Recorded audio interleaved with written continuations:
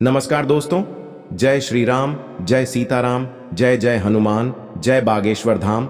सरकार दोस्तों, अपने घर के मंदिर में पूजा तो करते हैं ना आप, और पूजा करते समय दीपक जलाने का नियम तो जरूर ही आपको पता होगा।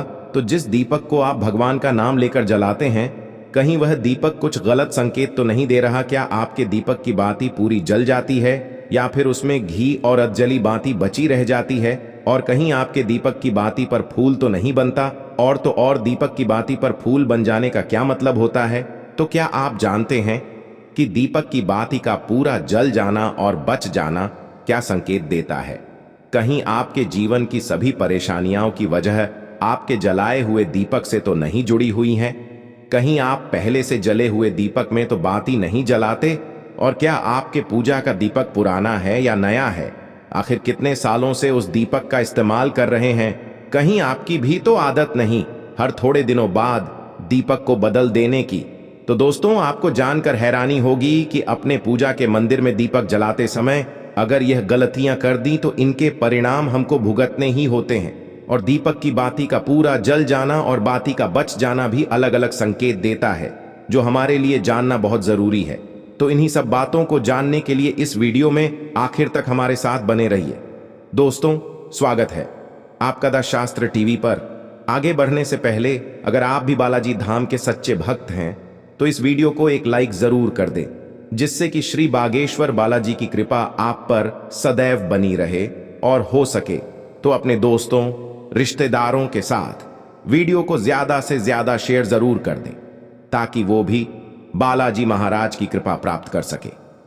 तो दोस्तों, हम जब पूजा करते हैं तो हमारा दीपक कभी कभी अचानक से बुझ जाता है, और कभी ऐसा होता है कि हमारी पूजा होने के बाद हम उस दीपक को भगवान के सामने जला छोड़ देते हैं, लेकिन कुछ समय बाद वह खुद ब खुद बुझ जाता है और उसमें अधजली बाती और घी बचा रह जाता है। और कभी कभी तो हमारा दीपक पूरा जल जाता है और उसमें फूल बन जाता है। तो इनके अलग अलग नकारात्मक और सकारात्मक परिणाम होते हैं। तो सबसे पहले ये जाने कि अगर हमारे दीपक में फूल बन रहा है तो इसका सीधा मतलब है कि भगवान ने हमारी प्रार्थना को स्वीकार कर लिया है और वह हमारी पूजा से बहुत प्रसन्न है। और इसका संकेत वह बाती में बने इस फूल के माध्यम से बता देते हैं। अगर आपके घर में दिव्य शक्तियां मौजूद हैं और आपके साथ साथ वो भी ईश्वर की पूजा में अपना ध्यान लगाती हैं, तो आपके दीपक की बाती में एक से ज्यादा फूल बनते हैं। और कभी कभी तो साक्षात किसी भी देवी देवता का रूप भी दिखने लगता है। तो अगर आपके दीपक में फूल बन रहा है तो आप सच में भाग्यशाली हैं। और इसी के साथ दीपक जलाने के भी कुछ खास नियम आपको जरूर जानने चाहिए। अगर आप पहले से जले हुए दीपक में अपनी बाती रखकर जलाते हैं तो ऐसा करने से दुर्भाग्य आपका पीछा कभी नहीं छोड़ता।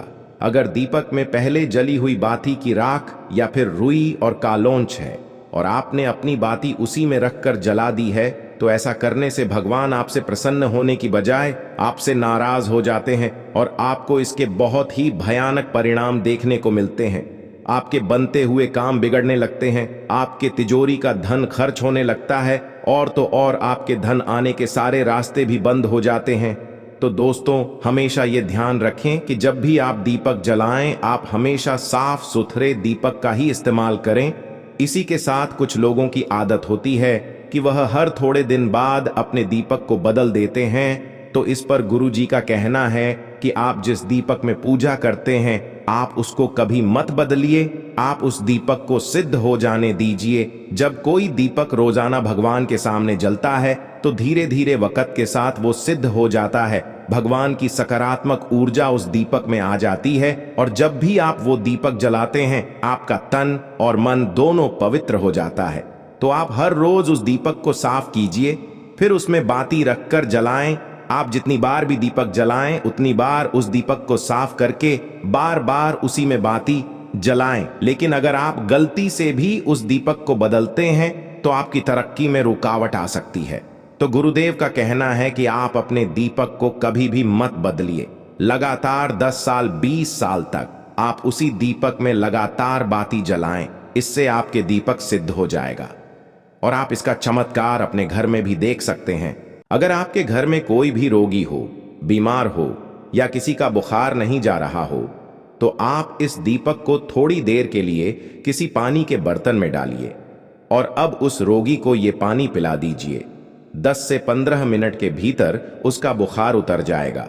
वहीं अगर आपके घर में किसी को नजर लगी हो या फिर आपके व्यापार में किसी की नजर लगी हो, आपका धंधा अच्छे से नहीं चल रहा हो, तो भी आप इस दीपक को तांबे के बर्तन के भीतर पानी भरकर उसमें डाल दीजिए और रात भर के लिए छोड़ दीजिए।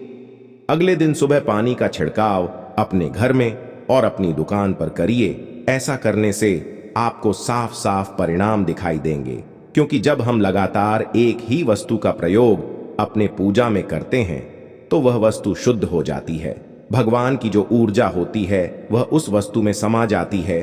तो कभी भी अपने मंदिर के दीपक को बदलने की गलती ना करें। अगर आपके मंदिर का दीपक टूट जाता है या फिर खराब हो जाता है या खंडित हो जाता है, आप तभी उस दीपक को बदल सकते हैं। लेकिन फिर भी आप उस दीपक को ना फेंकें, बल्कि इसे अपने घर में संभाल कर रखें, क्योंकि यह भगवान की सकारात्मक ऊर्जा का भंडार है। वही अब आपको यह भी बता देते हैं कि अगर आपकी बाती पूरी नहीं जलती, आपके दीपक में घी बच जाता है, तेल बच जाता है, तो इसका क्या परिणाम होता है। तो सबसे पहले यह देखिए कि अगर आप किसी भी पेड़ पौधे की पूजा कर रहे हैं और उस पूजा में जलाया हुआ दीपक पूरा नहीं जलता या फिर उसमें घी या तेल बच जाता है, तो इससे आपके घर में बीमारियां घर बना लेंगी और ये बीमारी कभी भी आपका पीछा कभी नहीं छोड़ेगी। तो जब भी आप किसी भी पेड़ पौधे की या मंदिर के बाहर किसी भी जगह की पूजा करें, तो यह ध्यान रखें कि उसकी बाती पूरी जले और उस बर्तन में घी या तेल ना बचे, क्योंकि यह आपकी अच्छी सेहत के लिए बहुत ही ज्यादा अच्छा प्रभाव देगा। वही अगर आपके घर के मंदिर में दीपक की बाती पूरी नहीं जलती या पूजा करते समय दीपक बार बार बुझ जाता है, तो जरूर आपके घर में नकारात्मक ऊर्जा का वास है और यह आपकी पूजा में विघ्न डालने का काम करती है। हमारे घर में अगर कोई बुरी शक्ति होती है या फिर कोई ऐसी ऊर्जा होती है जो यह नहीं चाहती कि आपके घर में भगवान की कृपा हो और आपके घर में सकारात्मक ऊर्जा हो, तो ये आपकी पूजा सफल नहीं होने देती।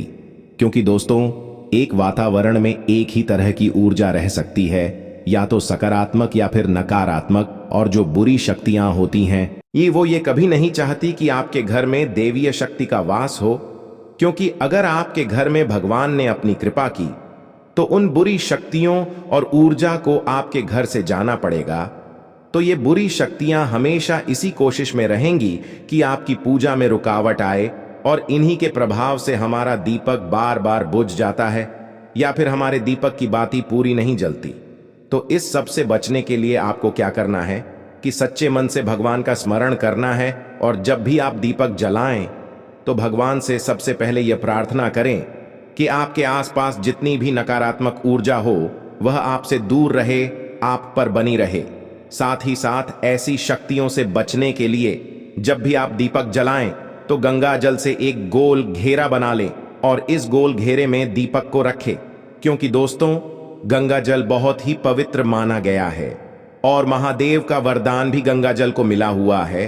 तो गंगा जल में सबसे पहले तो कोई भी बुरी शक्ति प्रवेश नहीं कर सकती, इसीलिए कभी भी गंगा जल खराब नहीं होता, और गंगा जल हर तरह की ऊर्जा को सकारात्मक ऊर्जा में बदल देता है। और अगर आप गंगा जल से बने हुए गोल घेरे में दीपक को रखेंगे तो यह आपकी पूजा में किसी भी शक्ति को विघ्न नहीं डालने देगा और कोई भी नकारात्मक शक्ति आपकी दीपक को बुझा नहीं पाएगी। वो ये कभी नहीं चाहती कि आपके घर में देवीय शक्ति का वास हो, क्योंकि अगर आपके घर में भगवान ने अपनी कृपा की तो उन बुरी शक्तियों और ऊर्जा को आपके घर से जाना पड़ेगा। तो ये बुरी शक्तियां हमेशा इसी कोशिश में रहेंगी कि आपकी पूजा में रुकावट आए, और इन्हीं के प्रभाव से हमारा दीपक बार बार बुझ जाता है या फिर हमारे दीपक की बाती पूरी नहीं जलती। तो इस सब से बचने के लिए आपको क्या करना है कि सच्चे मन से भगवान का स्मरण करना है, और जब भी आप दीपक जलाएं तो भगवान से सबसे पहले यह प्रार्थना करें कि आपके आसपास जितनी भी नकारात्मक ऊर्जा हो वह आपसे दूर रहे और भगवान की कृपा आप पर बनी रहे। साथ ही साथ ऐसी शक्तियों से बचने के लिए जब भी आप दीपक जलाएं तो गंगा जल से एक गोल घेरा बना लें और इस गोल घेरे में दीपक को रखें।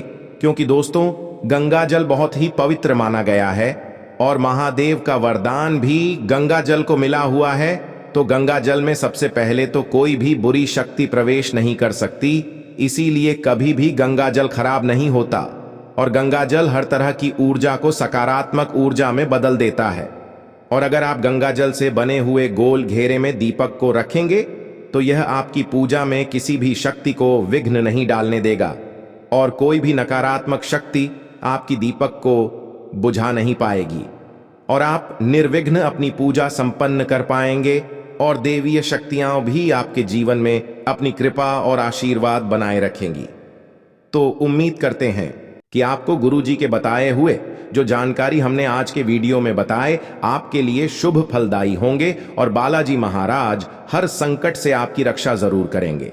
तो अगर आपको गुरुजी की ये बातें अच्छी लगी हो तो वीडियो को लाइक कीजिए और कमेंट बॉक्स में जय श्री राम, जय बागेश्वर धाम सरकार, जय हनुमान, जय सीताराम, जय बालाजी धाम जरूर लिखें और इसी प्रकार की ज्ञानवर्धक जानकारी के लिए चैनल को सब्सक्राइब जरूर करें। और अगर आपका कोई प्रश्न है तो कमेंट बॉक्स में जरूर पूछे से आपकी रक्षा जरूर करेंगे।